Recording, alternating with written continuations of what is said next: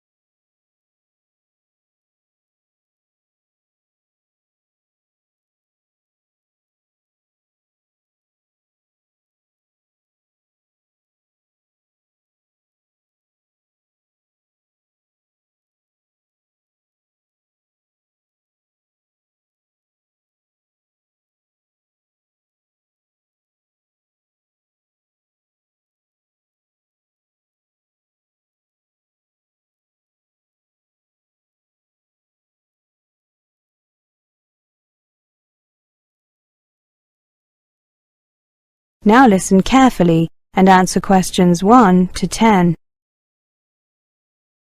Good afternoon. I'm considering applying to your university and would like to ask you some questions. Of course, take a seat. Which course are you thinking of applying for?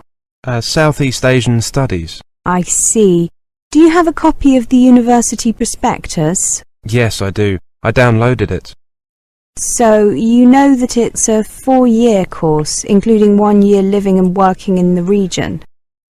Yes, the A-level entrance requirement is BCC, right? Yes, but on average our students have 3 Bs. Are there any restrictions on the subjects that I take at A-level? No, but we find that students studying politics, economics, history, geography or languages tend to find their first year easier. A background in at least 2 or 3 of those subjects is advantageous. I see. I'm not studying politics or languages, but I am taking the other 3 at A-level. Are languages an important part of the course? You see, I'm not very good at them. Languages are not a compulsory part of the course. They're optional each year. However, because students spend a year abroad, we strongly recommend that students take one for at least a year beforehand. However, there is a language lab that students are free to use during the day, regardless of the subjects they're taking. Which languages are offered? We have 5 on offer: Vietnamese, Burmese, Thai, Indonesian and Tagalog. They can be taken in the 1st, 2nd and 4th years. During the 3rd year, students are expected to learn the basics of the language spoken wherever they are spending their year abroad. I see. Can I spend my year abroad in any country in the region I choose? Yes, as long as you can satisfy your tutors that it will benefit your studies. This year, most students have gone to Vietnam, Thailand or the Philippines. Fewer have gone to Indonesia, Burma, Malaysia, Laos or Cambodia. None went to Singapore or Brunei. What do students generally do during their year abroad? The vast majority help on aid projects, especially helping with water supply and sanitation in rural areas. Others get involved in teaching English or in business, particularly the logistics side of things. A small minority get jobs translating or checking translations. That's quite well paid, but your language skills have to be up to scratch. Good. I was attracted by the idea of teaching English or doing aid work. Very often it's possible to do both. That way you can also develop a wider range of skills. Thank you for your help. Can I just check the optional courses for Year 1? The only choice in Year 1 is a language or a project where the student creates a portfolio of background information on the countries of the region. Actually, many students do both, since they find the project contributes to their general understanding of the region, and the languages are obviously useful in preparation for going abroad. However, students are only assessed on either the language or the project, and are free to choose which one. Got it. And could you tell me about the scholarships that are available from the department? It says in the prospectus that there are some in addition to the ones offered by the university. Sure. Actually, I've printed out a list. Here you are. Nothing is available for first-year students, but thereafter scholarships are awarded for high overall grades and also for linguistic skills. There is a smaller discretionary award for non-academic contributions. Well, thank you very much for your help. That is the end of section 1. You now have half a minute to check your answers.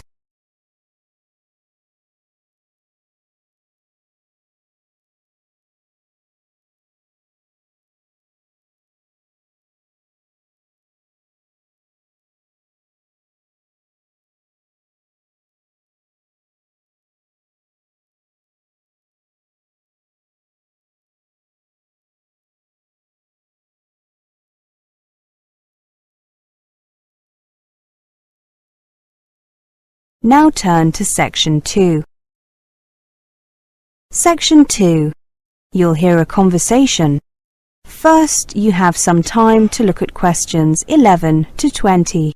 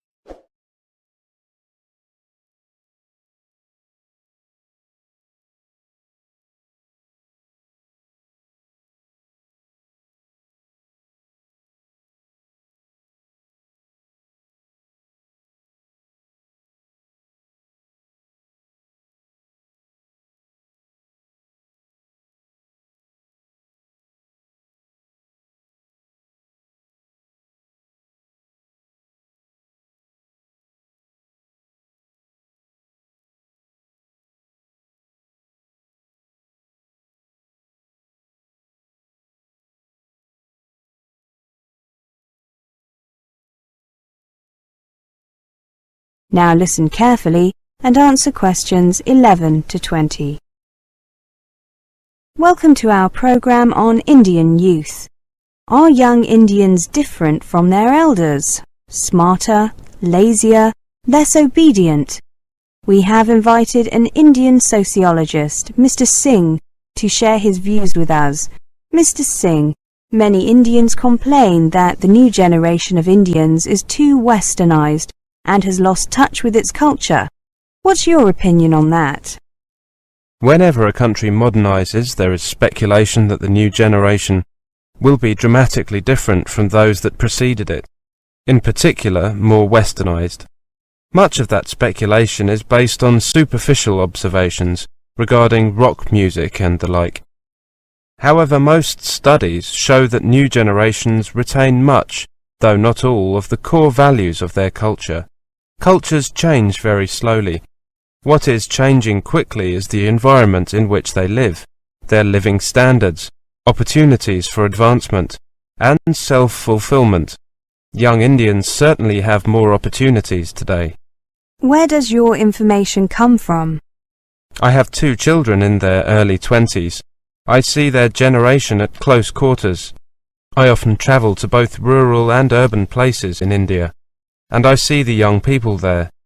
The current generation has, by and large, rejected politics as a primary concern. They have grown up with a TV and a telephone, either at home or in the vicinity. They have watched MTV, but they still go to the temple.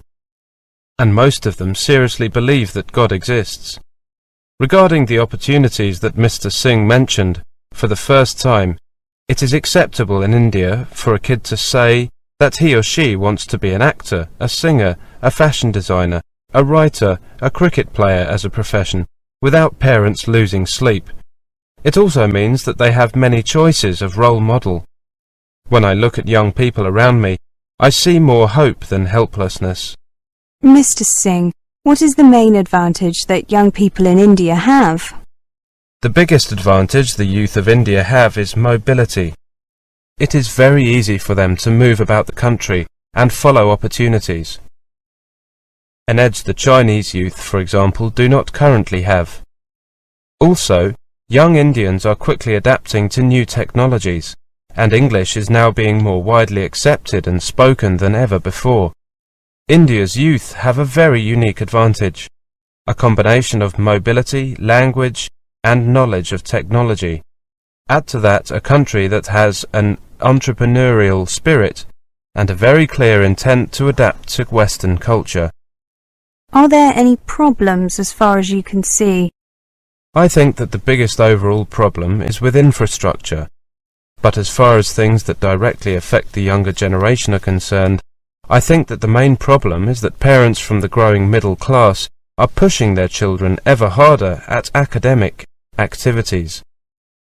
They believe this is the only way to stand out and survive in a system which is cutthroat because of the exploding population and as education becomes more and more accessible to the masses. However, many parents are granting their children more choice, particularly in the area of choosing their own careers. The youth of today are definitely more aware of the choices available to them. Do you think that competition is a problem? Not at all. It leads to creativity. The younger generation is more creative. Competition ensures that creativity is likely to be the best way to get ahead. Though it is largely believed that the culture and value system torch-bearing youth are losing their way, I still believe that relates to a small percentage. The combination of the Indian value system and the Western approach is a winning one, and if the Indian youth can manage to achieve the right balance, global organizations will want their skills. Mr. Singh, you sound very confident. I am. Every generation will experience change. This will be more dramatic, especially in the context of development.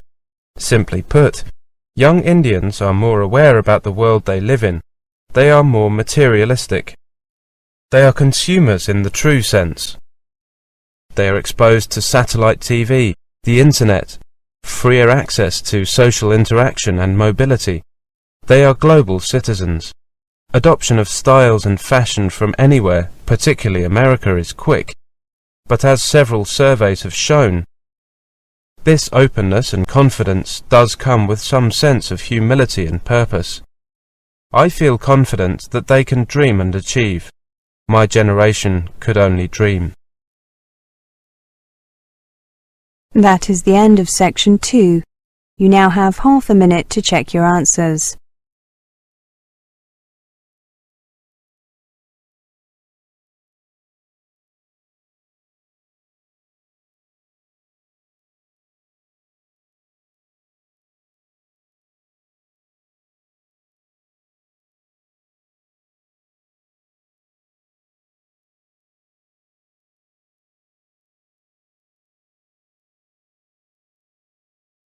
Now turn to section 3. Section 3. You will hear a conversation. First, you have some time to look at questions 21 to 30.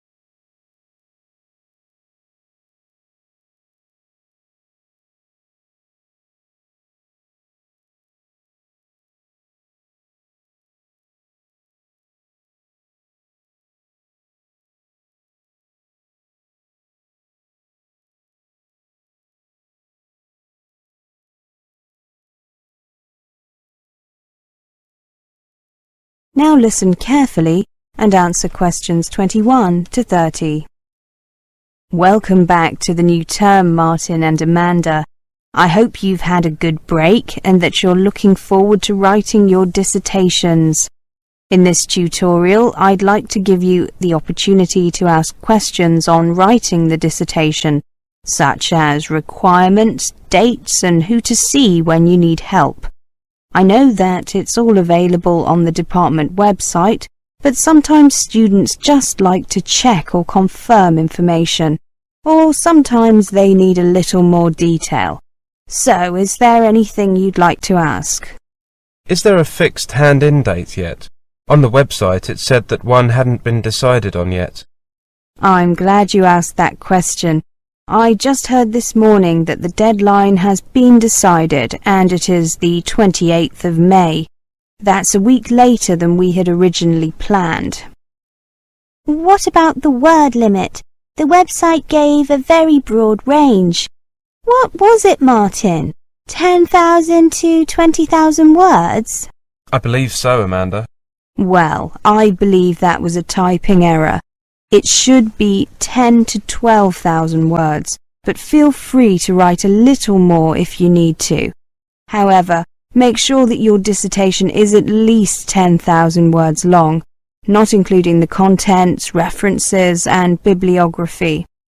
Right, thank you. And we can choose any topics we like, can't we?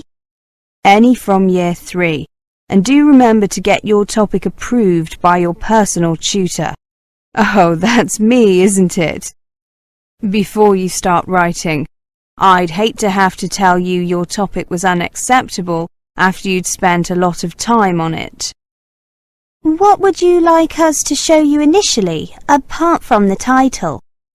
Well, I'd like to see a basic bibliography first, along with an outline of your dissertation. You should get that done by the end of January. This month, in other words.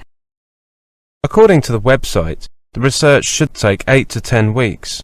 So that takes us from, well, until mid-April, basically. Yes, you should have the research pretty much done by the time you return from the Easter break.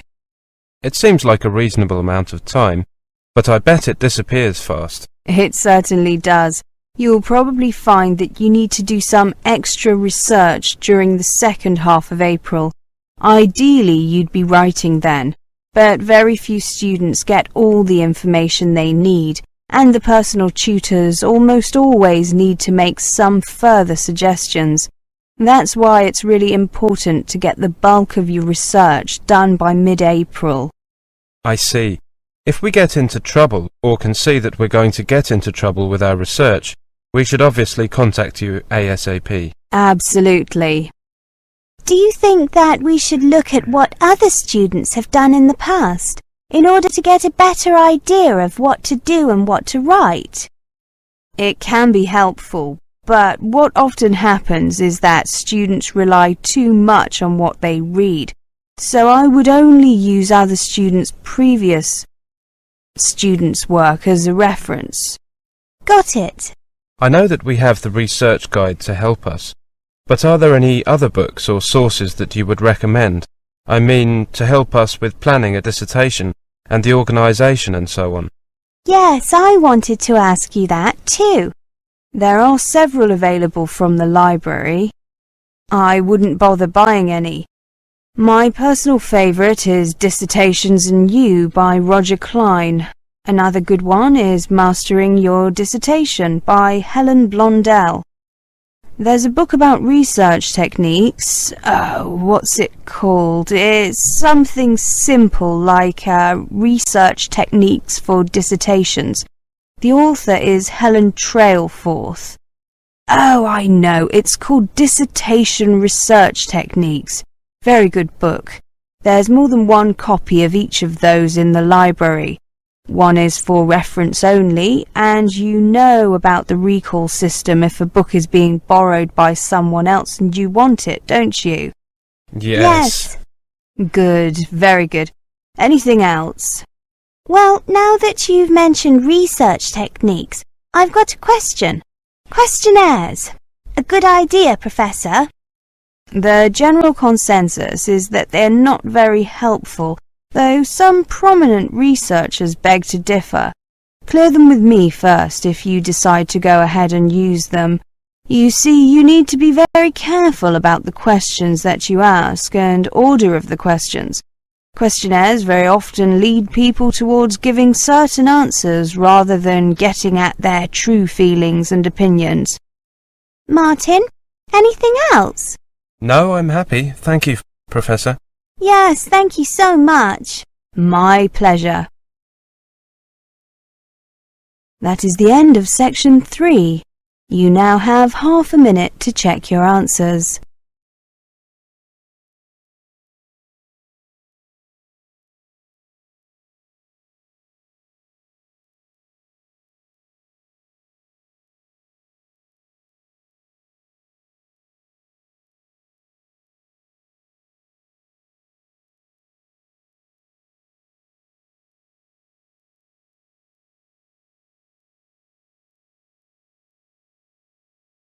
Now turn to Section 4. Section 4. You will hear a monologue.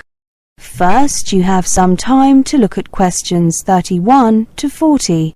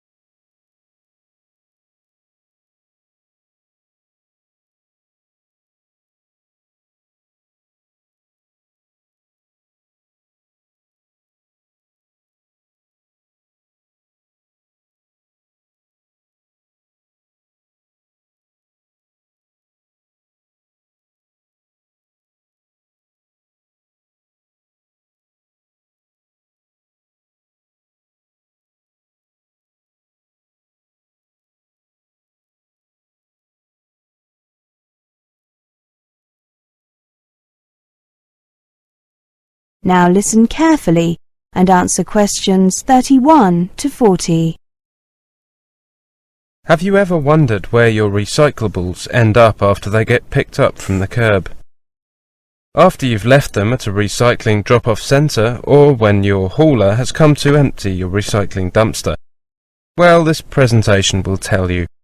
The story begins when a resident places their materials out for recycling in a special bin, brings their recyclables to one of the recycling drop-off centres, or when a business puts their used materials in their recycling dumpster. It is very important that residents and employees properly prepare their recyclables for collection. Improper preparation of materials, for example not removing container lids or including the wrong type of material, causes contamination. Although some contamination is to be expected and is removed during the sorting process at the processing facility, processors may not accept materials that are heavily contaminated, and these will be disposed of. After materials are put out for recycling, the recycling truck comes to pick them up. Recyclables brought to the drop-off centres should be placed in the appropriate bins. The large containers are emptied periodically or whenever they are full. Businesses and multi-family residences collect on the days decided by the property manager. The trucks that collect recyclables from the curb and drop-off centres then drive the materials to a material recovery facility, or MRF. When the trucks arrive at the MRF, they are first weighed at the station to determine the weight of materials delivered to the facility. Next, the trucks proceed to the tipping floor, where they dump their materials. Items are dumped in specific areas to facilitate the sorting process. After the different materials are dumped on the tipping floor at the MRF, they are fed onto different conveyor belts according to the type of material. The materials then proceed up the different conveyor belts and are subject to both manual and automatic sorting. Individuals manually remove any large objects such as a lawn chair or garbage can, along with any contaminants. After the initial manual sort, the materials pass by a magnet that captures the metal cans, and then through an air sorter to separate the remaining materials. Once the materials are sorted, they are compressed into bales that are shipped to processors, who will then use these materials to create new products. Plastics can be recycled into items such as clothing, lumber, park benches and playground equipment. Metal and glass containers are often recycled into new containers, and paper is recycled into new paper products, such as copy paper, toilet paper, napkins and newspaper. Remember to close the recycling loop. Buy recycled both at home and at work, as this is the only way that recycling truly succeeds. Find out more about buying recycled products. Remember, if you're not buying recycled, you're not really recycling. So, how are we doing? Let's take a brief look at our recycling rate information. All municipalities are required to maintain a minimum recycling rate of 25% of the total municipal solid waste generated annually. We are required to annually report on recycling activities and file a report with the Department of Environmental Quality, or DEQ. These reports are due to the DEQ on April 30th of each year for the preceding calendar year. Based on information received to date, last year we reported a recycling rate of 33.9%, 2.8% higher than the previous year. Paper recycling was up 36%, as was the recycling of bottles and cans. Our target is a recycling rate of over 50% by 2014.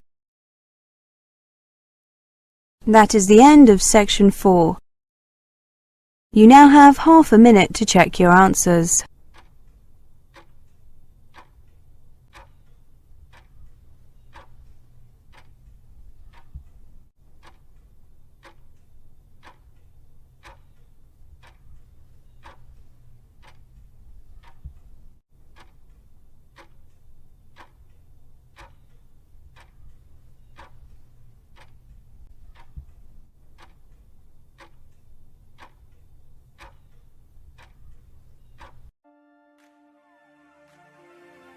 That is the end of the listening test, the IELTS test. You now have 10 minutes to transfer your answers to the listening answer sheet.